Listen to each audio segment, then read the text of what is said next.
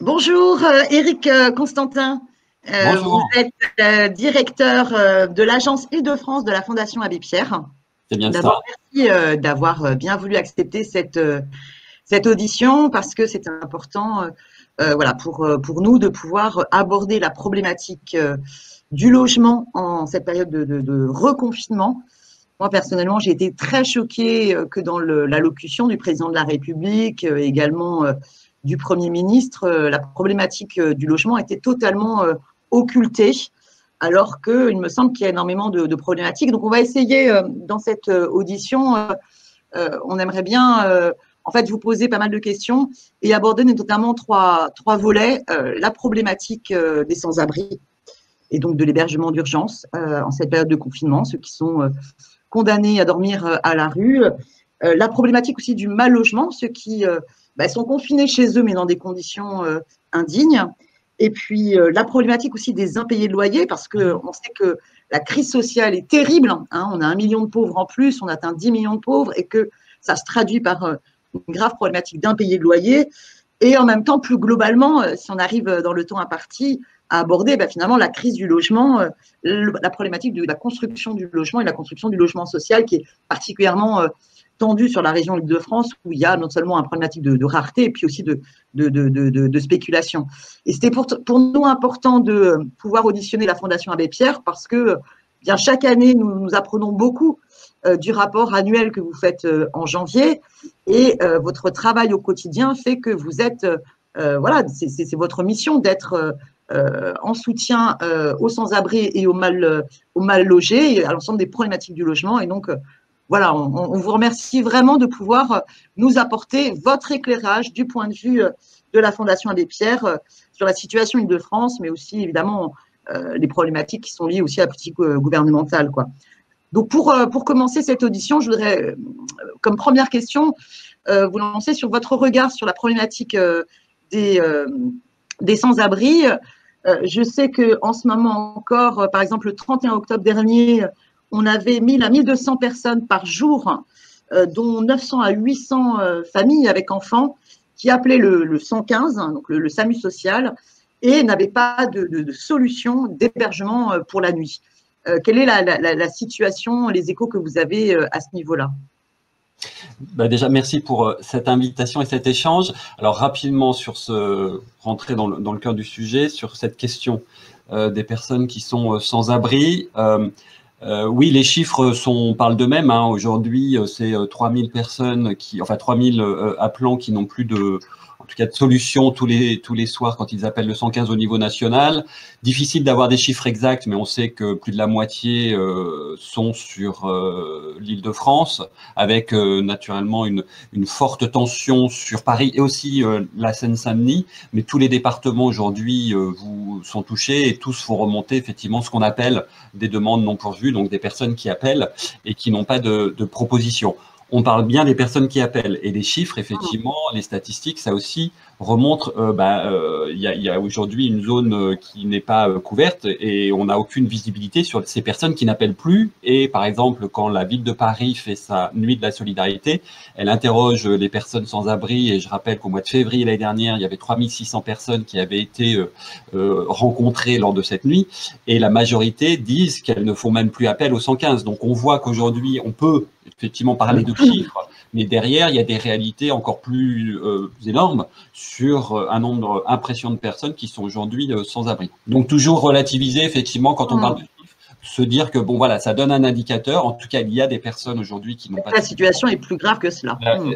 Les situations peuvent être plus graves. Après, autre difficulté, quand on parle des personnes sans abri, c'est toujours compliqué de parler de faire une généralité, parce qu'aujourd'hui, quand vous regardez les personnes sans abri, vous allez avoir des personnes seules, vous allez avoir des familles, vous l'avez cité, avec des enfants, vous allez avoir des femmes seules, vous allez avoir des personnes qui ont vraiment, qui dorment à la rue, d'autres qui vont dormir à la rue quelque temps, qui vont être hébergés, qui vont aller dans un hôtel, qui vont être dormir dans les halls de gare. Enfin voilà, vous avez aussi cette hétérogénéité comme on a dans le public, hein, mal logé ou le public en général. Donc difficile aussi de parler de manière générale sur les personnes sans abri. Voilà, une fois que ça s'est dit, effectivement, on a aujourd'hui une difficulté sur ce deuxième confinement, d'avoir des personnes qui sont dehors et qui sont donc en première ligne sur cette crise sanitaire. Donc, lors du premier confinement, après quelques jours ou semaines compliquées, il y a eu quand même une volonté de mettre à l'abri ces personnes qui a plutôt, on va dire, bien fonctionné, puisqu'il y a eu des réquisitions d'hôtels, des choses comme ça qui ont permis à ces personnes d'avoir un toit. Donc on parle bien de mise à l'abri, hein. Là, on voit que c'est un peu plus compliqué. On a toujours des personnes qui n'ont pas de solution. En plus, on rentre aussi dans l'hiver. Donc tous les ans, il y a ce fameux plan hiver qui permet d'avoir des places supplémentaires. Ça démarre. Voilà, mais la situation aujourd'hui n'est pas satisfaisante. En tout cas, on manque de places pour héberger les personnes. Donc il faut, on espère que rapidement des solutions vont être trouvées. Encore une fois, on va être sur des solutions à très court terme. Et derrière, la question c'est, et après, qu'est-ce qu'on fait de ces personnes une fois qu'elles sont mises à l'abri? Alors on espère dans des conditions plutôt convenables, avec des chambres individuelles ou le plus individuelles possible, parce qu'il n'est pas possible aujourd'hui d'ouvrir par exemple, enfin, il y en aura hein, des gymnases qui vont être ouverts, mais avec la crise sanitaire, c'est juste pas possible. Sans crise sanitaire, c'est pas possible non plus, mais encore plus aujourd'hui avec cette crise sanitaire. Donc voilà, on a une forte attente, forte demande des associations et des personnes pour que des solutions soient rapidement présentées. C'est vrai que pendant la crise sanitaire, on peut se rendre compte que les conditions de l'hébergement d'urgence sont inacceptables, parce que là, j'ai vu qu'ils avaient à nouveau réouvert des gymnases. Alors, on peut toujours se dire c'est mieux d'être dans un gymnase que dormir sur un banc, ça c'est vrai, mais dans un gymnase, les conditions sanitaires, même s'ils essayent de mettre des paravents entre les lits de camp, on est face aux exigences d'aération et de la diffusion du virus dans les espaces clos, ça me semble totalement irresponsable. Après, on a aussi la problématique, nous sur Paris, j'interviens souvent au Conseil de Paris là-dessus, des mineurs isolés étrangers, où là, ça relève directement de la compétence de la ville. Un gymnase n'est pas du tout adapté à l'accompagnement de ces jeunes mineurs et de la responsabilité de l'aide sociale à l'enfance. C'est vrai qu'il y a aussi la problématique des femmes, vous l'avez cité. Les femmes à la rue, ça nous préoccupe aussi beaucoup, parce que on voit bien qu'il y a la crise de l'hébergement d'urgence et plus globalement du logement fait qu'on est à côté de la plaque sur les réponses adaptées pour des femmes qui bien souvent sont victimes de violences, sont victimes d'une très grande précarité et qui ne peuvent pas se retrouver dans un centre d'hébergement où elles vont retrouver les mêmes mises en danger finalement. Oui, on est d'accord sur cette notion d'urgence. Aujourd'hui, on ne peut pas laisser les personnes à la rue, et on sait que, faute de mieux, on va leur proposer un gymnase, mais que ces conditions ne sont pas du tout satisfaisantes. D'ailleurs, des études ont montré, alors, des gymnases, les foyers de travailleurs migrants, où il y a une propagation pendant le premier confinement, une propagation quand même du virus assez importante et plus importante qu'ailleurs. De même, chez les personnes mal logées, mais on aura peut-être l'occasion d'en reparler, il y a une étude universitaire qui est sortie cette semaine qui a montré le taux de mortalité beaucoup plus élevé sur mortalité sur les quartiers où on a un nombre plus important de personnes mal logées, de personnes en difficulté financière.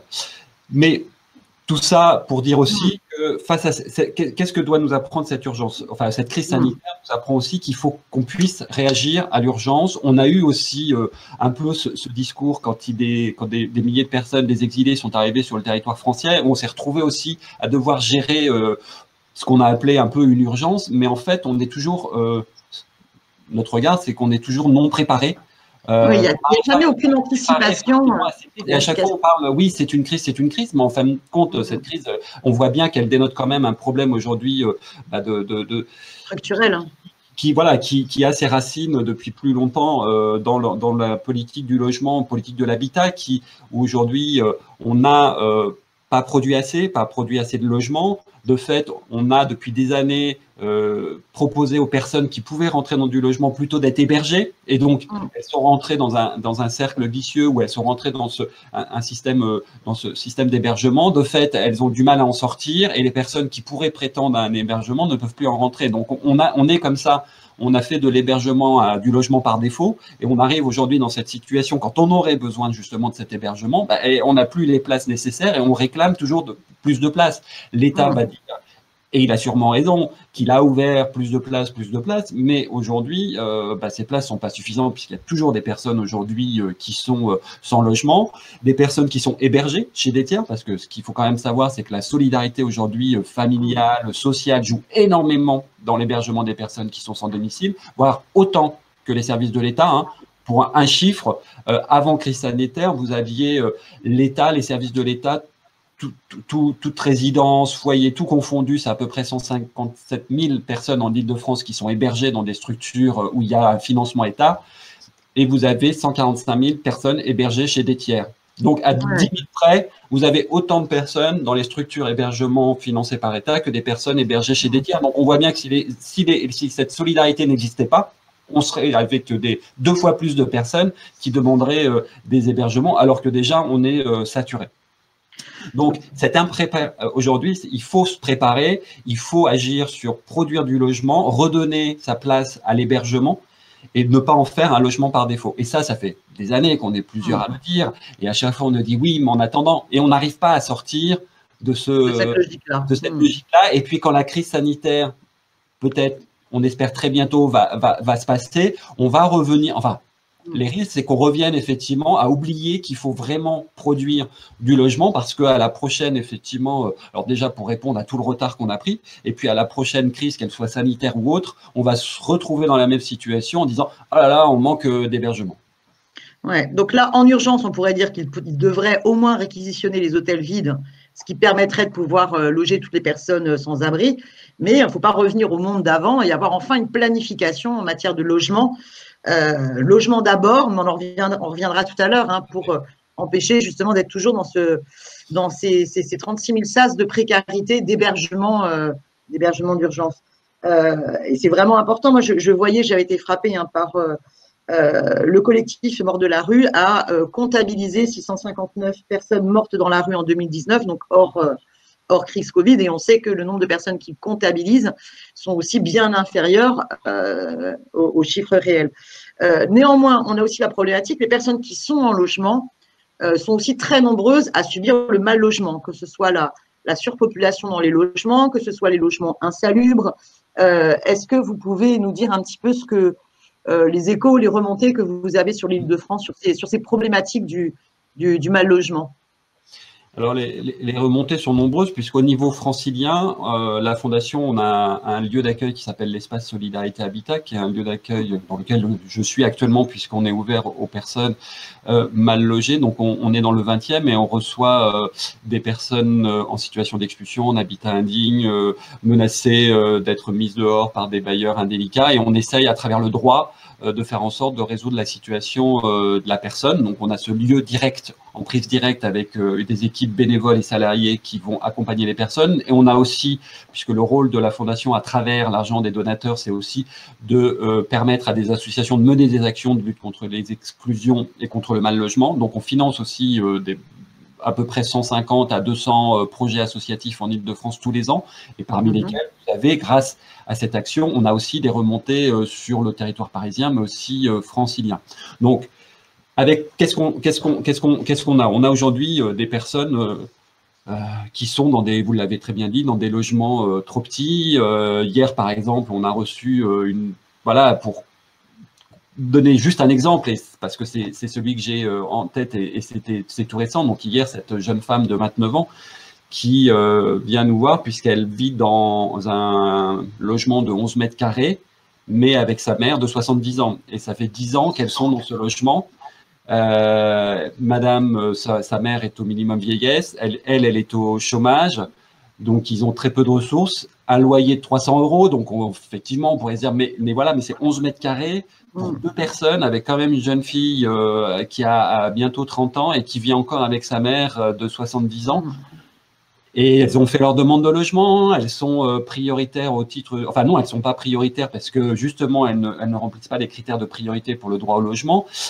Et on s'en sort pas. Et donc voilà, ça c'est juste un exemple. Après, vous allez avoir des personnes qui sont en difficulté de paiement, mais on en parlera aussi, et qui vont se retrouver dans une procédure d'expulsion. Des personnes qui sont en surpeuplement, vous l'avez dit. Et là, l'Île-de-France est particulièrement touchée, puisque la grosse majorité des personnes, enfin la grande majorité des personnes qui sont en situation de surpeuplement résident en Île-de-France. Sans surprise, hein, les logements petits, exigus, c'est très parisien et très francilien avec le coût du loyer. Pour pouvoir se vivre, pour pouvoir se trouver un toit, on va, plutôt que payer plus cher parce qu'on ne peut pas, on va se serrer dans des petits logements. Donc, on a ces personnes qui sont fortement impactées avec ce confinement parce qu'elles sont obligées de rester chez elles, alors dans des logements trop petits, dans des logements parfois insalubres et qui peuvent même poser des risques pour la santé avec des risques d'intoxication, des peintures par le plomb s'il y a des jeunes enfants, des choses comme ça. Donc, c'est quand même très, très compliqué pour les personnes aujourd'hui mal logées. Et cette fameuse étude montre bien qu'un taux de surmortalité dans les zones effectivement fortement impactées par le mal logement, notamment le surpeuplement, donc sans surprise.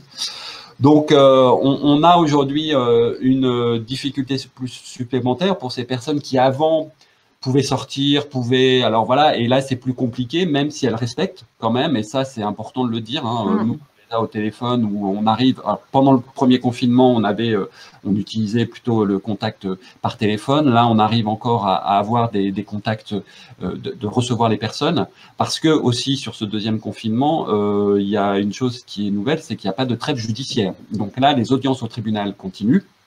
Les personnes sont toujours assignées au tribunal, notamment pour impayés et notamment pour celles qui ont vu leurs ressources baisser pendant le premier confinement. Auto-entrepreneurs, petits boulots qui ne peuvent plus avoir, des personnes qui étaient en période d'effet, ça n'a pas été renouvelé. Et on a aujourd'hui les premières personnes qui nous disent, voilà, mon impayé est lié à mes baisses de ressources depuis le mois de mars. Elles sont assignées.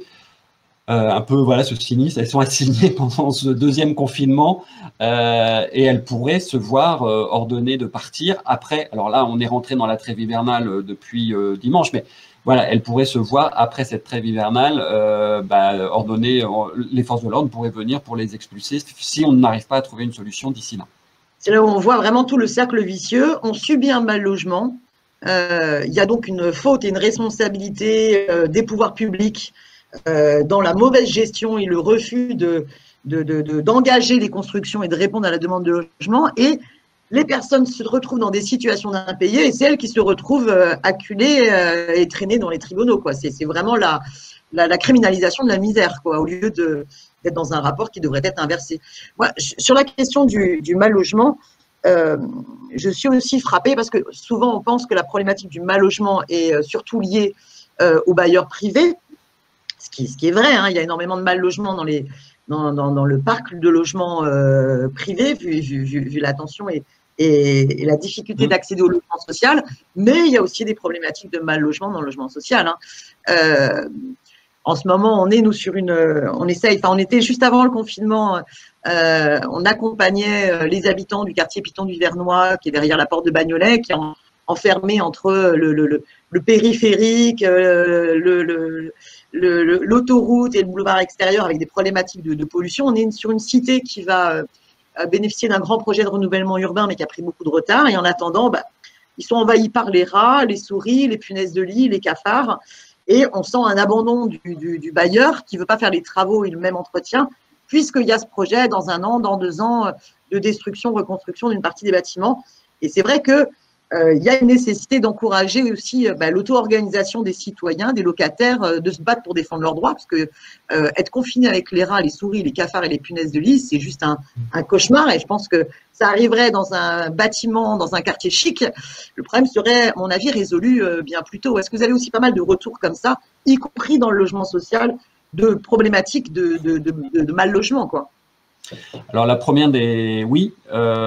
plus qu'il y a, donc nous, pour revenir sur notre lieu d'accès au droit, l'espace Solidarité Habitat, on a ouvert il y a 20 ans, donc on commence à avoir un peu une visibilité sur cette évolution, et c'est vrai que quand on a ouvert il y a 20 ans, on était beaucoup plus sollicité par les ménages du parc privé, et petit à petit, on a vu les ménages du parc public arriver. Alors, je reviendrai sur cette histoire de non-décence dans le parc social, mais on a surtout vu arriver des personnes qui n'avaient plus les moyens même de payer leur loyer dans le parc social. Donc, toute ce qu'on disait auparavant, les procédures d'expulsion, c'est pas que sur le parc privé, c'est aussi dans le parc social, même avec des loyers bas, des personnes, il suffit d'un accident de la vie, perte au niveau du travail, séparation, des choses comme ça, pour basculer et être aussi en difficulté pour payer son logement social et se retrouver dans une procédure d'expulsion. Donc ça, faut pas l'oublier.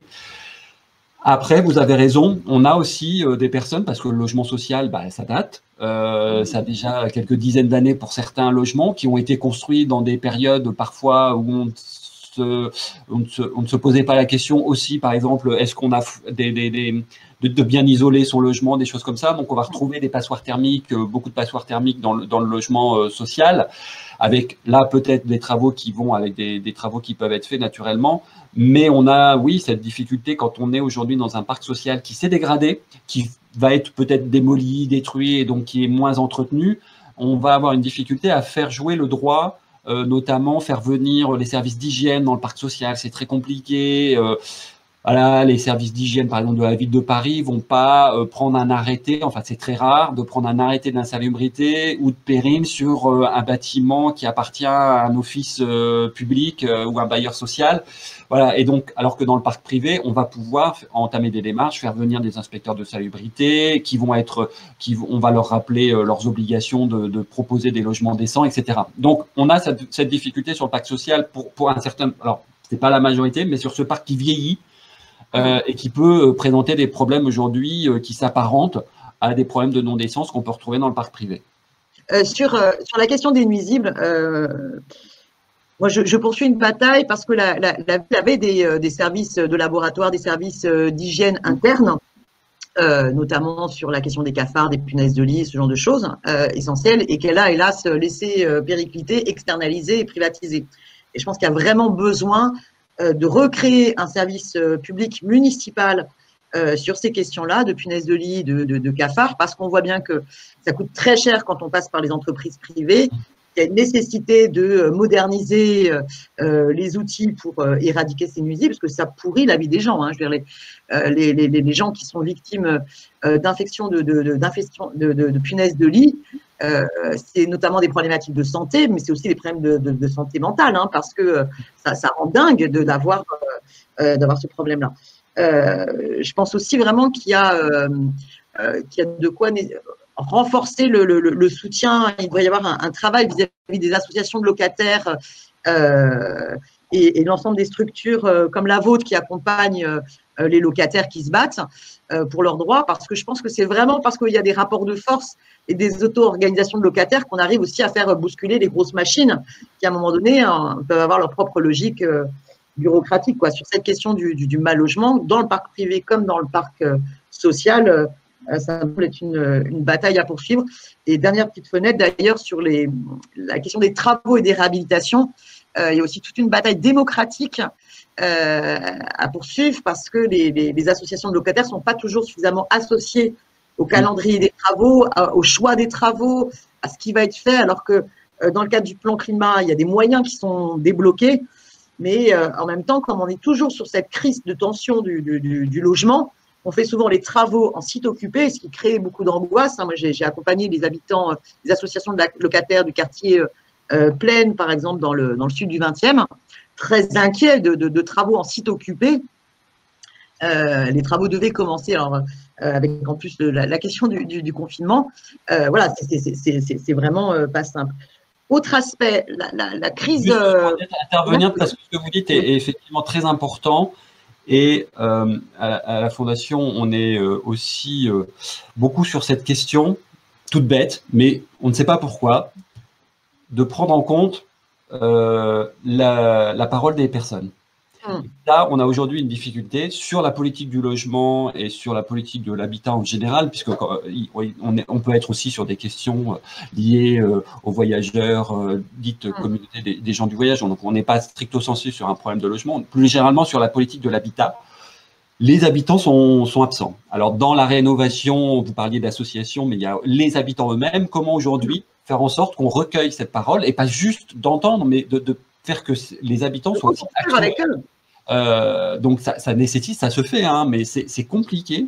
Et même sur la lutte contre l'habitat indigne, on a l'impression qu'aujourd'hui, c'est très descendant et que nous, on est persuadés, d'ailleurs, à travers le droit, c'est aussi des questions d'accompagnement aux droits des personnes, on voit bien que les personnes redeviennent actives quand il s'agit d'assigner son propriétaire au tribunal, d'aller au pénal, de se constituer partie civile, de faire condamner son propriétaire. Les personnes retrouvent quand même en disant, ben voilà, la justice déjà m'a entendu, elle a fait plus que m'entendre puisqu'elle m'a donné raison, et on retrouve cette dignité en disant, voilà, mon propriétaire a été condamné, ce qu'il a fait, c'est pas normal, ça a été condamné, et je retrouve cette dignité. Donc ça, c'est hyper important. Donc on peut le retrouver sur la question de la rénovation des quartiers, sur la question de l'habitat indigne, sur la question de la précarité énergétique. Aujourd'hui, les aides, la rénovation énergétique, on en parle beaucoup, il y a beaucoup d'aides qui vont arriver, mais aujourd'hui, on voit bien, notamment sur l'Île-de-France, que les aides publiques bénéficient avant tout aux propriétaires occupants.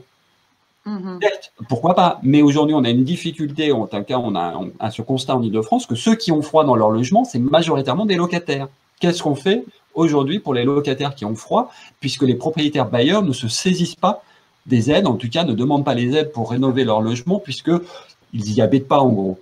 Donc on a aujourd'hui aussi cette réflexion sur comment on fait avec les locataires, avec les occupants, pour que leur voix soit entendue, pour qu'ils participent aussi à la définition de politiques du logement qui vont satisfaire tous les types de statuts et toutes les personnes aujourd'hui qui résident sur notre région. Oui, puis je suis persuadée que c'est la clé, parce qu'à partir du moment où on permet aux locataires, aux habitants de pouvoir exprimer leurs préoccupations, leurs besoins, leurs urgences, et qu'on leur donne la possibilité de participer à la définition des priorités, ça crée aussi un rapport de force qui fait que l'intérêt général, in fine, on y répond beaucoup plus et plus rapidement parce qu'on y est contraint. Donc vraiment, je pense qu'il y a la bataille démocratique, elle est essentielle là-dedans. On parle de la précarité énergétique l'hiver, et puis il y a aussi de plus en plus comment on s'isole de la chaleur l'été, quoi. Il y a vraiment ces deux aspects-là. Sur la question de la crise sanitaire, et consécutive à la crise sanitaire, une crise sociale sans précédent. Hein. On a des chiffres extrêmement inquiétants. On atteint les 10 millions de pauvres en France, 1 million de pauvres de plus depuis le début de la crise Covid. Donc ça, on voit bien qu'il y a tout un tas d'hommes et de femmes, soit qui ont perdu leur emploi, ou qui ont eu des baisses de revenus, qui se retrouvent en situation d'intérim ou en situation d'auto-entrepreneur, ou bien qui vivaient en fait de revenus de travail pas forcément déclarés. Enfin, en tout cas, il y a une situation de perte de revenus énorme pour tout un tas de personnes. Et forcément, on se dit tous que là, les gens sont, pour un bon nombre d'entre eux, en train de se dire « je remplis le frigo ou je paye le loyer ». Donc, la problématique des impayés de loyer, est-ce qu'elle vous remonte au niveau de la Fondation Abbé Pierre? Quels sont les retours que vous avez sur cette problématique-là? Alors, comme je disais, au niveau de notre lieu d'accès au droit, l'espace Solidarité Habitat, les 3/4 des personnes qui nous contactent sont des personnes qui sont en difficulté de paiement et en difficulté de maintien. Du coup, ils sont même avancés dans une procédure, ils peuvent être assignés par leur propriétaire parce qu'à un moment donné, ils ont eu des impayés et ça les a fragilisés, ils n'ont pas pu reprendre ou partiellement et donc ils vont se retrouver au tribunal. Donc, on est au niveau de la Fondation Abbé Pierre hyper inquiet effectivement sur cette situation, bien avant la crise, puisque l'Île-de-France est quand même une région fortement impactée par cette question des impayés. Il faut savoir que c'est 26% des décisions nationales ordonnant l'expulsion locative d'une personne, c'est pour des personnes franciliennes. 26%. On est à 19% de la population, hein, mais 26% des décisions qui ordonnent une expulsion. Et, chose plus inquiétante, la procédure aidant, vous savez, on peut aller jusque le concours de la force publique et demander si le propriétaire, si la personne n'est pas partie, le propriétaire peut demander au préfet d'accorder le concours de la force publique pour expulser la personne. Et ces expulsions, donc les derniers chiffres qu'on a, c'est 2018, donc 26% des décisions pour expulsion, c'est Île-de-France. Et en termes d'expulsion avec le concours de la force publique, on a 39% des expulsions avec le concours de la force publique, c'est en Île-de-France. Donc on est aujourd'hui sur une logique répressive quand même de cette situation des impayés pour notre région, qui peuvent s'expliquer alors par des volontés, ou un manque de volonté de trouver des solutions alternatives, d'anticiper et d'être dans la prévention, et aussi parce que peut-être que les personnes aujourd'hui en Île-de-France ont plus de mal à accéder à un autre logement ou à partir avant l'arrivée de la force publique. On estime quand même qu'il y a au moins 3 fois plus de personnes qui partent avant de voir arriver l'huissier et les forces publiques. Mais il n'empêche que, faute de pouvoir accéder à un logement dans le parc privé qui correspond à leurs moyens, elles vont jusqu'au bout de cette procédure.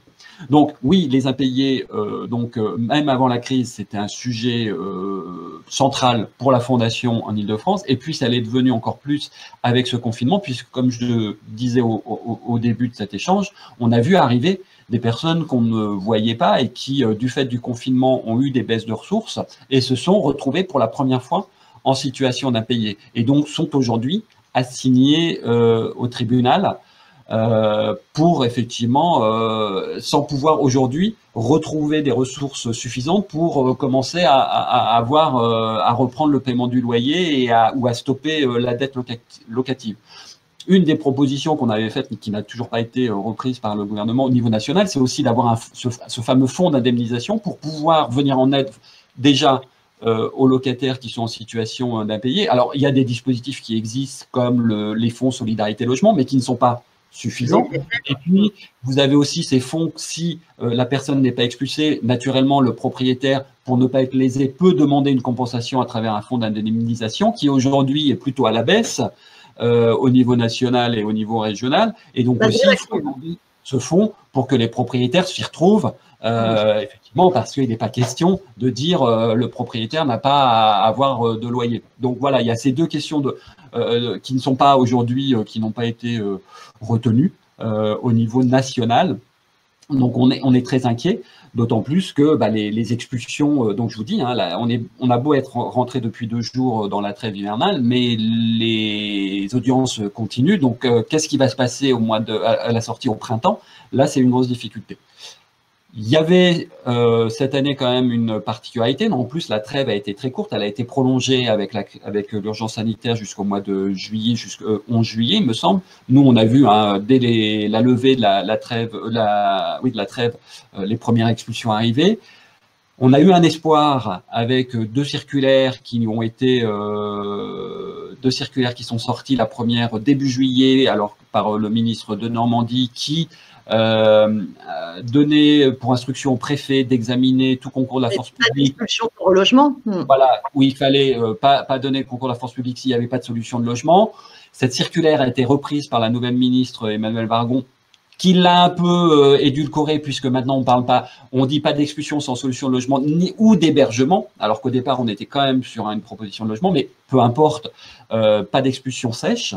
Malheureusement, il y en a eu. Il y en a eu en Île-de-France. On a interpellé à chaque fois les services de l'État, les mairies aussi, les informer. Et on a aujourd'hui des personnes. Là, je suis dessus actuellement. On doit s'occuper des personnes qui sont encore, qui tournent aujourd'hui, qui dorment à la rue, qui sont un peu hébergées chez des tiers, qui reviennent à la rue parce qu'elles ont été expulsées. Une semaine avant, ou même pas, jusqu'à vendredi, les dernières expulsions qui nous ont remonté, c'est vendredi, et donc la trève est arrivée dimanche, mais vendredi, il y avait encore des expulsions de personnes, on leur a rien proposé.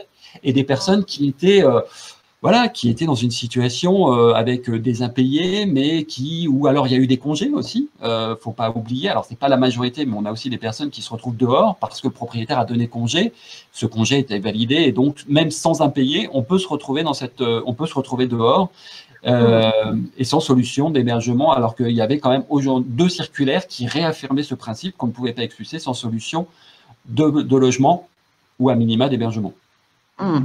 Mais il y a une vraie bataille, à mon avis, qui est à la fois l'application de cette circulaire. À Paris, la mairie de Paris avait pris la décision de prolonger la trêve hivernale pour qu'il n'y ait pas d'expulsion sans relogement dans le parc social, ce qui est une bonne chose. Hein, mais je pense que par ailleurs, sur la problématique globale des impayés de loyer, il faudrait étendre la proposition. En tout cas, moi, c'est ce que j'ai défendu au Conseil de Paris depuis juillet dernier, que je vais continuer à défendre, puisqu'ils ont mis en place une exonération des loyers pour les commerces, les associations, les petites entreprises qui se logeaient pour leurs locaux d'activité dans un bailleur social qui dépend de la ville. Ils sont exonérés de loyer pendant la période de crise, pendant les périodes de confinement. Ils vont étendre ces mesures. Mais moi, je défends qu'il faut étendre ces mesures aux locataires qui ont perdu totalité ou grande partie de leurs revenus. Parce que cette situation d'impayé de loyer va nous éclater à la figure, parce qu'à mon avis, elle va être très importante. Alors, j'ai conscience aussi que c'est difficile pour une collectivité seule de porter l'exonération des loyers, mais ce principe de l'exonération des loyers devrait être porté pour être interpellé au niveau gouvernemental. Hein, parce que comme vous l'avez dit, le fonds d'indemnisation, le fonds de solidarité logement, généralement les moyens, ce n'est pas 150 € d'aide qui vont permettre à une personne en situation d'impayé de loyer de pouvoir résoudre le problème. Et les étalements dans le temps, dans une situation de crise qui va être de crise sociale et économique qui risque d'être très longue, de durée, le report à plus tard de la dette et l'échelonnement de la dette risque de absolument pas suffire pour un bon nombre de familles, quoi, hein. Ces questions d'impayés de loyer, à mon avis, vont être très, très conséquentes, quoi. Même si j'ai un peu l'impression que les personnes préfèrent dans un premier temps se saigner, pas bien remplir le frigo. Ce qui est inquiétant aussi, c'est souvent le renoncement aux soins. Donc là, la décision de faire payer les urgences aux gens est une aberration d'un point de vue sanitaire et social, quoi, hein. Parce que généralement, le budget logement, on ne veut pas le toucher, quoi. Je veux dire, on préfère payer le loyer parce que tout le monde a conscience que d'avoir un toit, c'est le plus important pour la famille, quoi. Oui, je rejoins, et tous mes collègues salariés ou bénévoles qui sont à l'écoute, qui conseillent les personnes, ont fait ce constat, ce fantasme de dire que les locataires ne veulent pas payer, et voilà, aujourd'hui c'est pas le cas. La majorité, comme vous le dites, hein, les personnes vont faire le maximum pour payer, honorer leurs factures, payer leur loyer, leurs factures d'électricité, etc. Et à un moment, ça passe plus. Et c'est d'ailleurs à l'époque, quand je faisais beaucoup de permanence téléphonique, j'en fais moins malheureusement, mais quand je faisais, et j'étais toujours surpris par les personnes. En fait, quand on commençait à essayer de comprendre la situation, la première chose c'était, bon, écoutez, je vais tout vous raconter. Et là, on a une histoire qui arrive, une histoire unique, parce que mais c'est toujours un enchaînement on se dit, mais c'est pas possible, effectivement, il y a eu une perte d'emploi, il y a eu une séparation, il y a eu une maladie, il y a eu un enchaînement. Voilà, et qui fait que les personnes ont perdu pied à un moment donné, ont tenu, elles sont allées voir des services sociaux, elles ont obtenu des aides ponctuelles, elles ont fait appel à la générosité aussi des proches, et puis à un moment donné, ça tient pas, ça tient plus.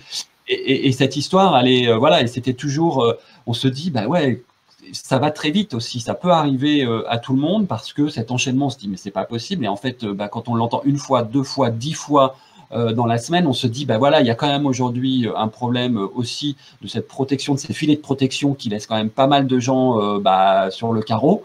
Donc il faut retrouver aujourd'hui, voilà, resserrer un peu les mailles du filet pour que cette protection. Alors, est-ce que ça passe par des exonérations? Est-ce que ça passe par un abondement des fonds? Est-ce que ça passe par de l'accompagnement aussi au droit? Il faut savoir, par exemple, nous, aujourd'hui, à Paris, en gros, vous avez 60% des décisions de justice.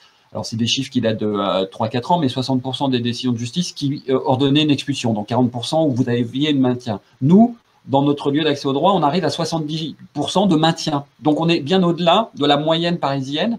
Encore faut-il après maintien, c'est-à-dire un échéancier, que les gens respectent cet échéancier, mais on arrive avec un accompagnement, avec des juristes, avec des avocats, à faire en sorte de proposer quelque chose qui satisfasse le bailleur, et qui aussi permettent à la famille de se maintenir, de payer un tout petit peu au début et puis faire jouer après le FSL pour venir compléter le reste de la dette. Donc voilà, il y a des choses aussi, on croit fermement que cet accompagnement aujourd'hui aux droits des personnes dans leurs droits est nécessaire, qu'il faut l'augmenter. Vous avez aujourd'hui des lieux type maison de justice, des points d'accès au droit, des ADIL qui font un travail formidable, mais qui sont bien souvent sur du conseil. Et aujourd'hui, le conseil ne suffit pas, il faut accompagner. C'est un peu aussi ce qu'on avait vu sur l'habitat indigne. On avait dénoncé, à l'époque, le gouvernement a mis en place un numéro vert. C'est bien un numéro, mais c'est pas suffisant. Les personnes au téléphone, elles ont besoin d'autre chose que juste un conseil par téléphone. Il faut aller plus loin dans l'accompagnement. Donc ça, là-dessus, est-ce que vous ne trouvez pas que, justement, parce que c'est vraiment, enfin, c'est le cœur du travail de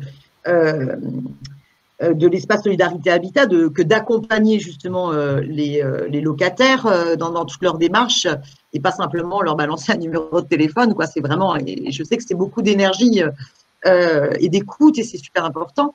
Mais en fait, objectivement, ça ne devrait pas être à vous de le faire. Il devrait y avoir un service public d'accompagnement du logement qui devrait garantir ça. On a vraiment le sentiment que le travail associatif essentiel et incontournable, il a surtout lieu parce qu'il y a un déficit de service public qui devrait assumer cette mission, non, d'accompagner tout simplement les gens dans la défense de leurs droits. Tout à fait. Je pense que le rôle des associations aujourd'hui, notamment sur l'accompagnement des personnes, il est vital, vous l'avez rappelé. Il est toujours, et il le sera toujours, parce que les associations, alors de moins en moins, mais parce qu'aujourd'hui on est lié aussi il faut demander des subventions, des choses comme ça, il faut respecter des fois des cadres, mais les associations ont cette faculté d'être au plus près des personnes et de pouvoir innover dans les réponses apportées à partir des problèmes qui sont présentés par les personnes. Donc ça, je pense que ça va, une fois qu'on a pu recueillir les problèmes et trouver des solutions adaptées, on montre par l'exemple qu'il y a peut-être des solutions qui peuvent être repris justement par le droit commun. Donc c'est ce que nous, on a espéré quand on a ouvert il y a 20 ans cet espace Solidarité en disant, voilà, on ouvre. D'ailleurs, on n'était pas sur, il y a 20 ans, on n'était pas forcément sur cette question de droit. On a ouvert, on s'est dit, on va voir qui nous sollicite et quelles réponses on peut imaginer. Et petit à petit, en quelques années, s'est imposé un peu cette question d'accompagner plus les personnes vers leurs droits. Et petit à petit, on a montré par l'exemple qu'on peut obtenir de bons résultats sur la prévention des expulsions, comme sur, par exemple, la lutte contre l'habitat indigne avec, on en parlait, des condamnations pénales de marchands de sommeil, de condamnations aussi au civil, etc. Donc, et on se dit, ben voilà, on a fait la preuve que ça existe. Et c'est vrai que on pensait que ça allait pouvoir être pris. Et en fait, le service public, je peux comprendre aussi, et face aussi à un afflux de demande, et s'est dit, tant que les associations le font, on va peut-être pas y aller si elles le font, et en plus si elles le font bien. Là, nous, ce qu'on a proposé notamment sur Paris, peut-être, il me semble qu'il y a une réflexion autour d'une maison de l'habitat qui pourrait venir trouver dans une des 4 mairies d'arrondissement, pourrait avoir une maison de l'habitat. On a, nous, proposé, on en a discuté avec Yann Brossat notamment, sur se dire, est-ce qu'il ne faudrait pas réfléchir à quelque chose d'un peu plus, d'aller au-delà d'un système d'information, mais vraiment d'accompagnement. Alors pas forcément, encore une fois, c'est pas la fondation avec ses petits moyens qui va proposer, mais qui est quelque chose vraiment porté par la ville de Paris sur cette question d'accompagnement. On n'est pas les seuls sur Paris à le faire. Vous avez des associations comme Droit Habitat qui s'appelait Comité Action Logement dans le 18e, qui est aussi très au fait de ces questions d'accès, d'accompagnement.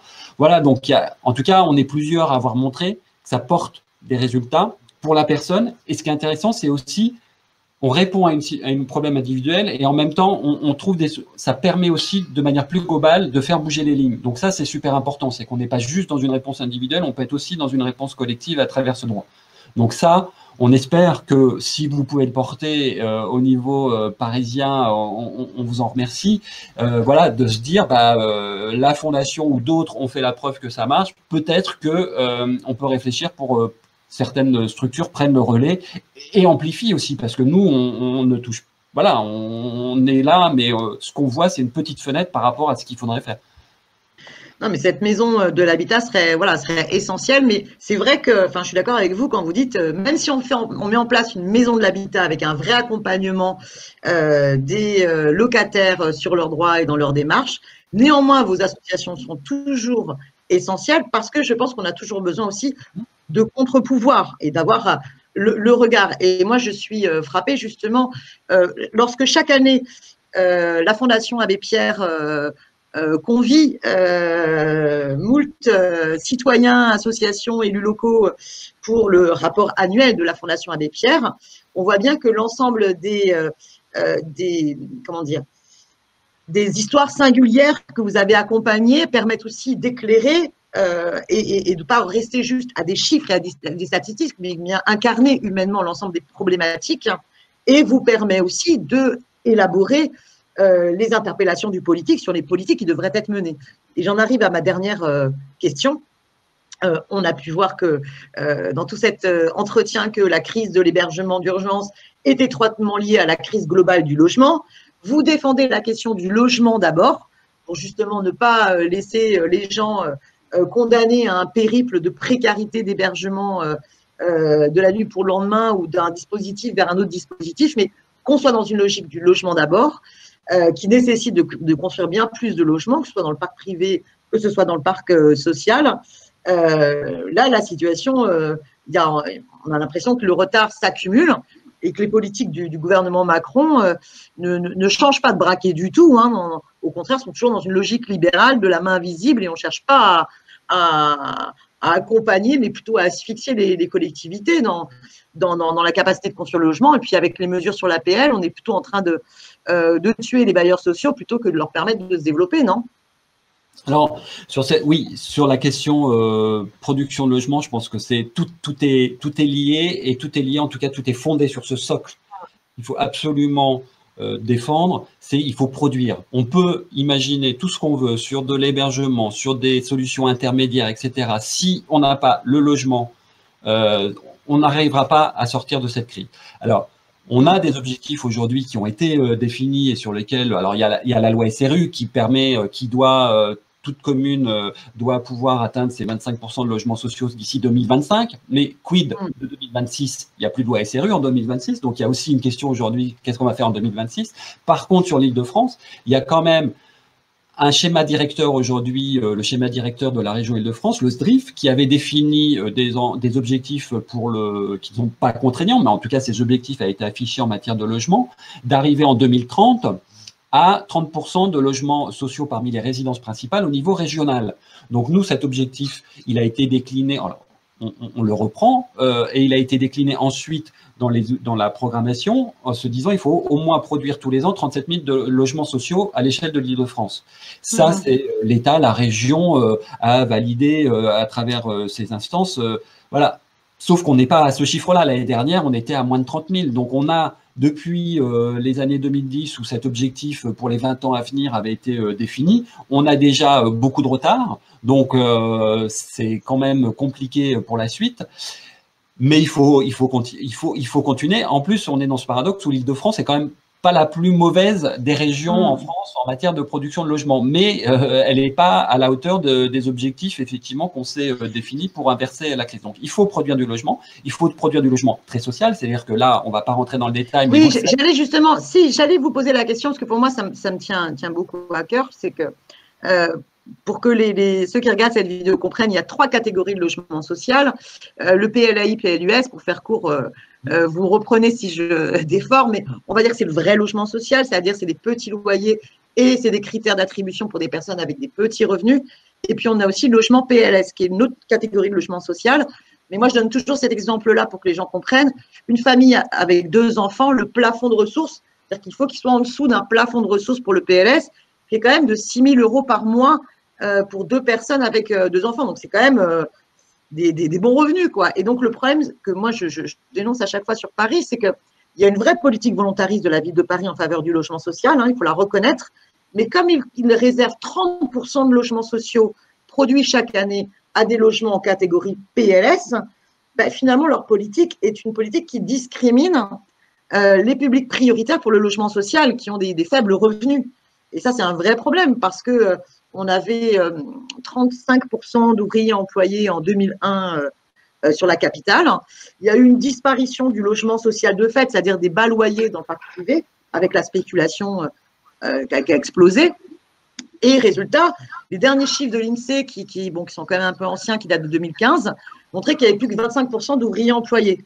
C'est-à-dire que la production de logements sociaux n'a pas réussi à absorber la disparition des bas loyers dans le parc privé, mais en plus la production de logements sociaux qui réserve 30% à la catégorie, je dirais, des logements sociaux pour les revenus un peu plus importants, a été discriminante. Même si, encore une fois, je suis en faveur, et à la France Insoumise, on est en faveur d'une politique du logement social et du logement public pour toutes et tous. Hein. Oui, et c'est pour ça que la loi égalité citoyenneté, il y a quelques années, a permis aussi, a fait entrer deux objectifs qui pour nous sont importants, et on regarde un peu les chiffres, c'est-à-dire consacrer 25% des attributions de logements sociaux hors quartier politique de la ville aux 25% des demandeurs qui ont les 25% des demandeurs les plus pauvres. Donc 25% des attributions pour les 25% des demandeurs les plus pauvres. On va dire, c'est un objectif quand même qui nous paraît de bon sens. Paris, aujourd'hui, on a 10% de ces attributions pour les personnes. Donc, on est loin de la loi égalité. C'est pas que Paris, hein, parce que je pense qu'en Ile-de-France, on est à 11%. Donc, en fait, Paris est dans la moyenne. Donc, on est là, en tout cas, sur une vraie inquiétude et en tout cas un constat qui font que les attributions ne vont pas aujourd'hui aux personnes les publics qui ont effectivement les plus basses ressources. Donc ça, c'est un effort qu'il faut continuer. Alors il y a une réflexion, mais il faut quand même pour se pencher sur le sujet pour trouver des solutions très rapidement et atteindre ces fameux 25% d'attribution. En faisant effectivement, en regardant qui a ces logements, et si on continue effectivement à privilégier la production de PLS, on ne va pas s'en sortir, puisque 70% des demandeurs sont vraiment sous ces fameux plafonds PLAI. Donc on voit bien qu'il y a une demande. Oui, c'est 70% des demandeurs qui ont 70% des demandeurs qui ont des revenus qui correspondent au PLAI, et même 90% des demandeurs qui ont des revenus qui correspondent au PAI, PLUS. Donc, ça veut dire qu'il n'y a que 10% qui correspondent au PLS, mais on leur réserve quand même 30% des logements. Tout à fait. Donc, vous avez cette différence entre, voilà, vous avez une grosse majorité sous des demandeurs qui sont sous PLAI, mais en fait, en termes d'attribution, c'est pas là où ils vont, c'est pas, et puis en termes de production, c'est pas ce qui sort, ce qui est pas produit le plus. Donc, oui, il va falloir, il faut être vigilant. Depuis 1 ou 2 ans, il y a quand même un autre sujet, donc c'est pas du logement social, c'est ces fameux logements intermédiaires, donc on parle beaucoup pour les classes moyennes, qui est aussi là un sujet au niveau francilien. Des études ont montré qu'il y a un besoin. Donc, le logement intermédiaire, c'est des loyers théoriquement à 20% en dessous du loyer par Oui, c'est des loyers libres qui ne sont pas attribués sur critères sociaux, mais qui généralement, les bailleurs ne jouent pas la logique de la spéculation autant que le parc privé. Et là, il y a une offensive quand même de certains, enfin une offensive, en tout cas une volonté de multiplier ces logements intermédiaires. Mais certes, il y a une demande, mais on voit bien qu'aujourd'hui, si on fait du logement intermédiaire, où on va le faire? Est-ce qu'on va prendre du foncier qui aurait pu servir à faire du logement social? Donc il y a cet enjeu aujourd'hui de savoir quel type de produit on va sortir, et surtout où on met l'argent public pour faire du logement. Est-ce qu'il ne faudrait pas plutôt faire du logement très social? Deuxième sujet aussi, mais qu'on ne va pas évoquer, mais qui est, qu'on ne va pas peut-être aller trop loin.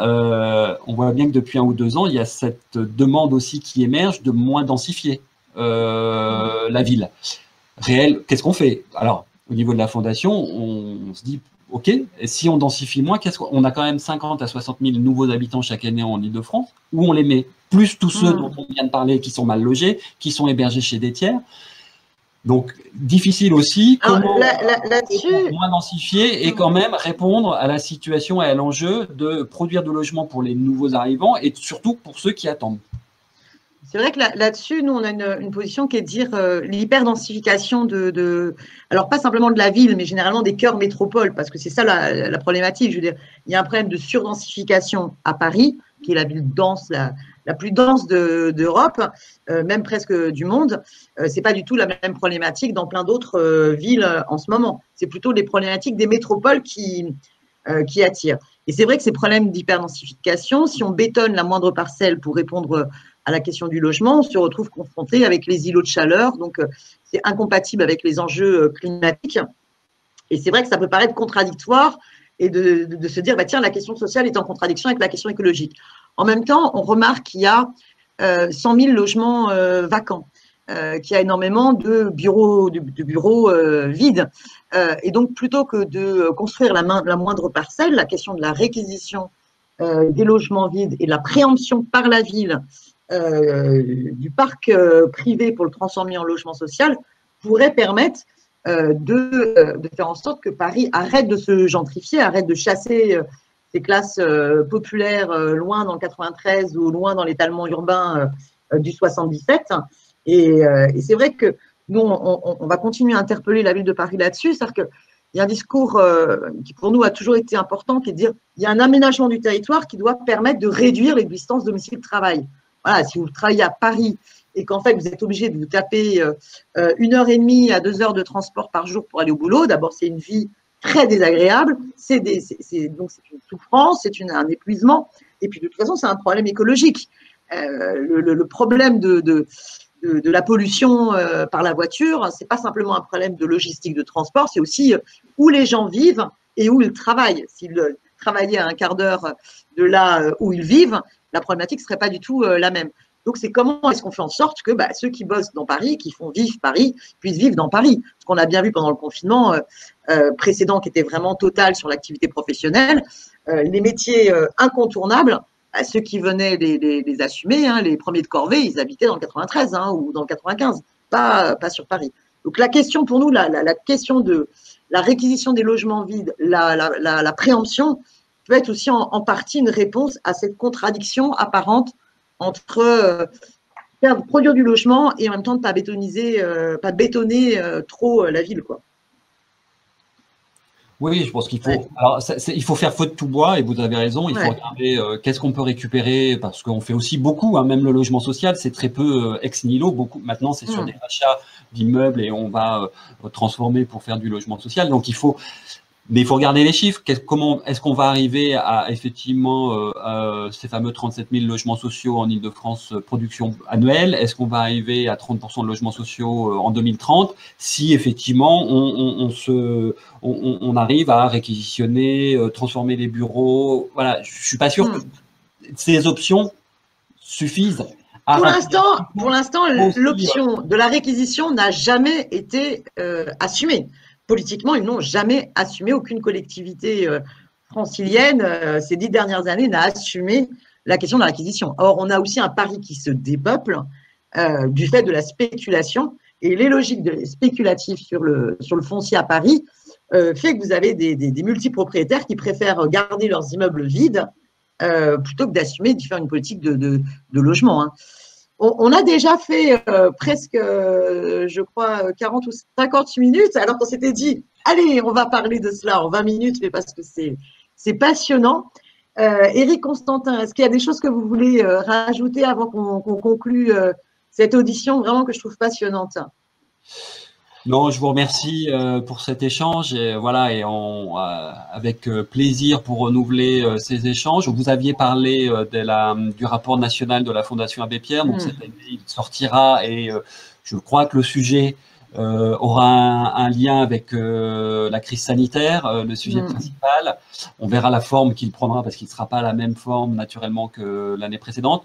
Vous pouvez retrouver sur le site de la Fondation aussi, on a fait un éclairage régional, donc qui est, là on le fait pas tous les ans, mais on l'a fait il y a un an. On l'a présenté en octobre. Très bon document qui donne énormément de chiffres et d'analyses sur la situation, tout à fait. Donc tout ça, et puis on est prêt aussi à continuer les échanges, et merci beaucoup. Et puis celles et ceux qui sont dans des situations de précarité, logement, de problèmes de mal payés, peuvent contacter l'espace Solidarité Habitat. Peut-être que vous pouvez transmettre un mail ou un numéro de téléphone. Alors, on reçoit, oui, en ces périodes, donc plutôt sur rendez-vous uniquement, 01 44 64 04 40. 01 44 64 04 40 le matin. Vous avez, vous aurez nos collègues à l'accueil qui prendront quelques informations, et on vous rappellera, un juriste vous rappellera les après-midi pour aller plus loin et éventuellement vous proposer un rendez-vous ou vous proposer de rencontrer une association partenaire de la Fondation sur Paris, aussi en Île-de-France. Merci pour tout ce que vous faites. J'espère que pour celles et ceux qui ont écouté cet entretien, vous avez trouvé cela intéressant. Moi, j'ai trouvé cela passionnant, et ça doit aussi nous encourager à continuer les solidarités, à la fois quand on subit le mal logement ou la situation sans abri, essayer de s'organiser pour défendre ses droits, c'est essentiel. En même temps, toujours être solidaire. J'en profite pour informer que dans les actions de solidarité au niveau de la France Insoumise sur les différents arrondissements de Paris, on continue des actions toutes modestes, mais de collecte alimentaire, parce que la situation de la crise, c'est aussi celle-là. De ne pas réussir pour certains de remplir le frigo. Donc, on vous remercie par avance pour toutes celles et ceux qui souhaiteraient participer à ces collectes alimentaires. Éric Constantin, on va continuer du coup à relayer au Conseil de Paris et puis aussi par le biais de nos députés à l'Assemblée nationale l'ensemble de vos interpellations sur les problèmes d'urgence logement. Merci beaucoup et à très bientôt. Merci pour cette vidéo.